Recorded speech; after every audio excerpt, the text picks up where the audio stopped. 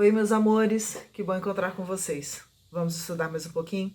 Estamos um pouquinho atrasados nesses últimos tempos. Os compromissos de trabalho fizeram com que a gente tivesse que diminuir um pouquinho o ritmo das nossas gravações, mas juro que estamos fazendo de tudo para podermos retomar da melhor forma possível e acredito que estamos conseguindo agora chegar num equilíbrio das coisas. Estamos na questão 222, que é uma questão que, na verdade, é uma reflexão, uma consideração. O título dessa parte do capítulo é Considerações sobre a pluralidade das existências. Aliás, o capítulo 5 da segunda parte de O Livro dos Espíritos, que trata do mundo espírita, o mundo dos espíritos. O capítulo 5 fala das considerações sobre a pluralidade das existências. É uma única questão.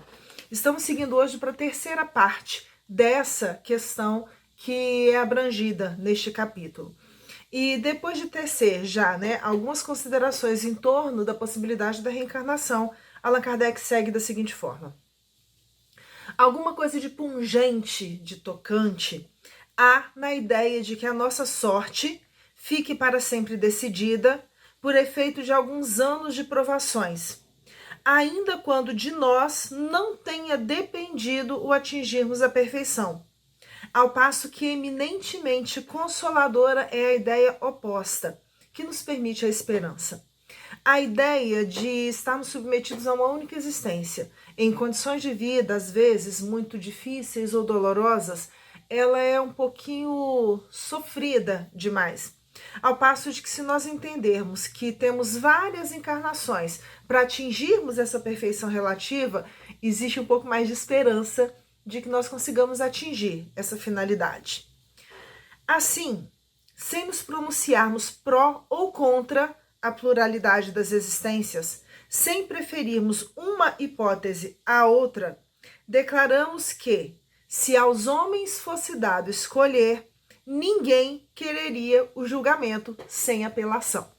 Nenhum de nós, em sã consciência, preferiríamos uma situação onde só existisse uma única possibilidade de observação, de julgamento, de análise ou assim por diante.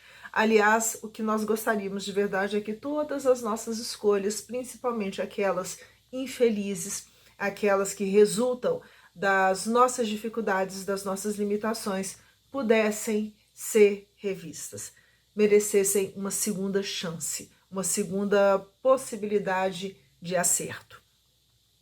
Disse um filósofo que, se Deus não existisse, fora mister inventá-lo para a felicidade do gênero humano.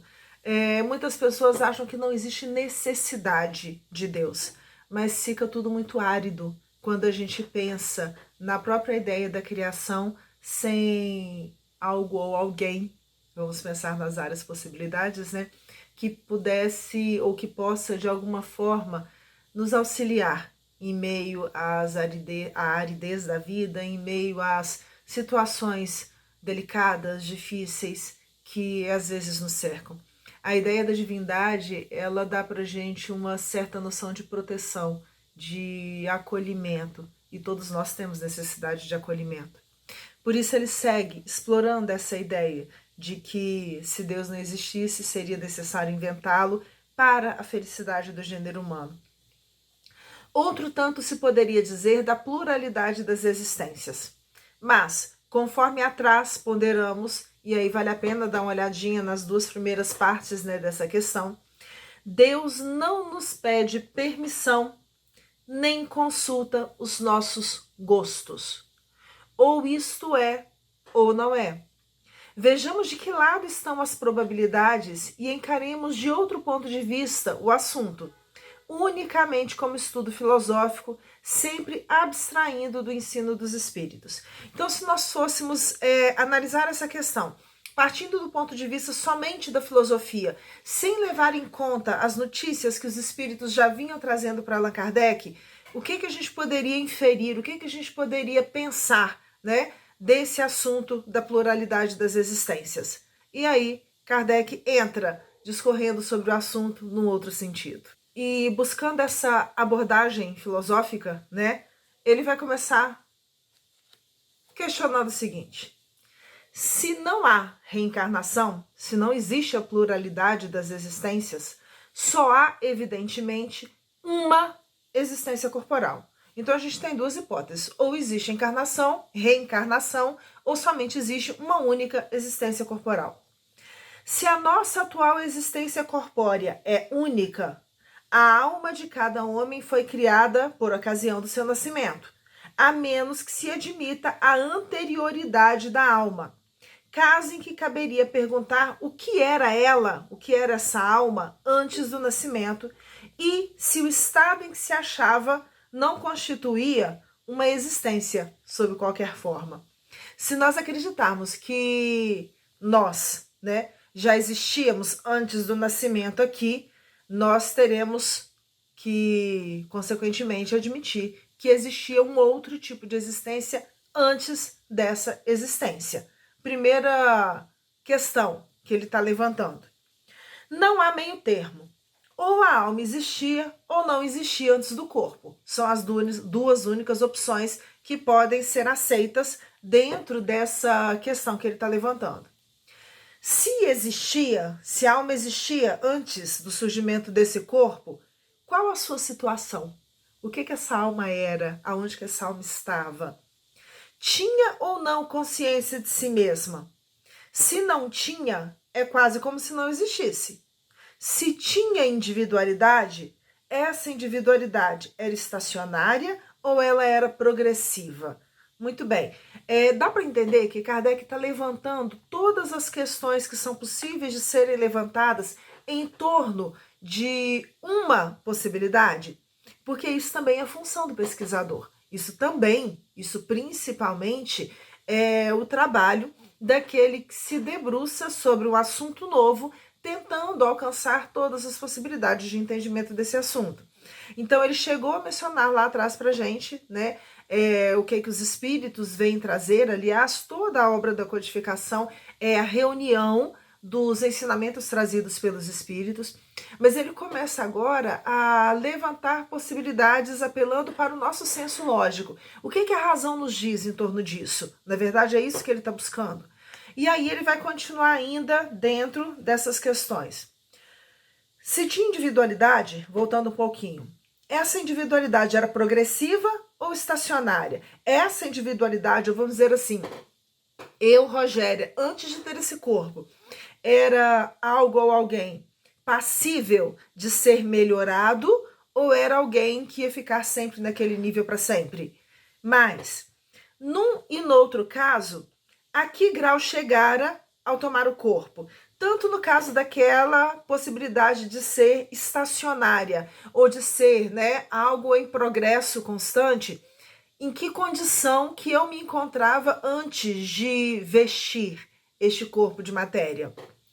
Admitindo, de acordo com a crença vulgar, que a alma nasce com o corpo, ou o que vem a ser o mesmo, que antes de encarnar só dispõe de faculdades negativas, até mesmo no sentido de não existência, perguntamos. E aí, pensando nessa possibilidade de que nós nascemos com o corpo, ou que antes de nascer é como se não existíssemos, né? O que dá na mesma coisa, ele vai levantar algumas possibilidades. Primeira, por que mostra a alma aptidões tão diversas e independentes das ideias que a educação lhe fez adquirir? Porque muitas vezes uma pessoa ela é educada dentro de um meio, mas ela apresenta ideias completamente diferentes daquelas ideias que são comumente aceitas naquele meio. Segunda, de onde vem a aptidão extranormal que muitas crianças em tenridade revelam para esta ou aquela arte, para esta ou aquela ciência, enquanto outras se conservam inferiores ou medíocres durante a vida toda? E isso Kardec está falando da época dele. Imagina se ele estivesse nesse mundo em que nós nos encontramos hoje, onde através da internet nós temos condições de ter informações, notícias de todos os cantos do planeta, e onde tem chegado, né, ao conhecimento de todos nós um número incrivelmente superior àquele que era imaginado lá atrás, por exemplo, de crianças que são musicistas, no sentido de crianças prodígio. Crianças, às vezes, de 2, 3, 4, 5 anos de idade, tocando de forma exímia, com um grau de perfeição inimaginável para a idade delas, um determinado tipo de instrumento. De onde que vem isso? Terceira questão. Donde em uns as ideias inatas ou intuitivas que noutros não existem? De onde que vem essas ideias que parece que algumas crianças já nascem com elas e outras crianças não têm o mesmo tipo de pensamento, de ideias, de entendimento? Quarta, donde em certas crianças o instinto precoce que revelam para os vícios ou para as virtudes, os sentimentos inatos de dignidade ou de baixeza, contrastando com o meio em que elas nasceram? Nós também temos visto o exemplo contrário nesses dias que nós estamos vivendo hoje. Como é que a gente poderia entender ou explicar de onde que vem a tendência que se percebe às vezes para a agressividade, para a autodestruição ou para a violência que a gente vê em algumas crianças que foram criadas e vieram de pais absolutamente contrários àquele tipo de comportamento? 5.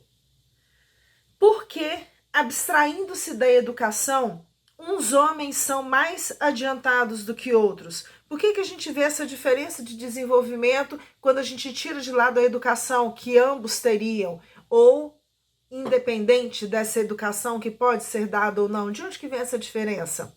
Sexta questão. Por que há selvagens e homens civilizados? Se tomardes de um menino hotentote recém-nascido, e aí ele está fazendo referência, né, aos termos da época, e o educardes nos nossos melhores liceus, fareis dele algum dia um Laplace ou um Newton? Será que se eu pegar, né? E aí, me perdoem os termos, estamos falando das dificuldades de acesso à formação que a gente tem nos meios ditos urbanos, né? Se a gente pegar uma criança que talvez foi retirada lá de uma ilha nos confins do mundo, sem acesso a tecnologia nenhuma, sem acesso a educação nenhuma, ou do meio de uma floresta, ou de um lugar muito ermo. Se nós pegarmos essa criança e colocarmos ela nas melhores escolas do mundo, a gente tem a garantia de que ela vai atingir todo o nível de genialidade que nós conseguimos encontrar em algumas das grandes mentes do mundo? Porque se teoricamente todos foram criados ao mesmo tempo, no momento da criação, não era para existir diferenças. E aí Allan Kardec continua levantando, né, essa questão. Qual a filosofia ou a teosofia, a explicação partida, né, da ideia da criação divina, capaz de resolver estes problemas? É fora de dúvida que ou as almas são iguais ao nascerem ou são desiguais. Não tem como a gente pensar de outra forma. Se são iguais, por que entre elas tão grande diversidade de aptidões?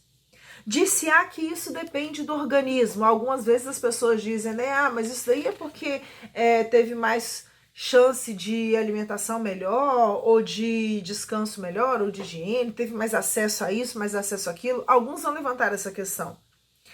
Mas então achamos-nos em presença da mais monstruosa e imoral das doutrinas.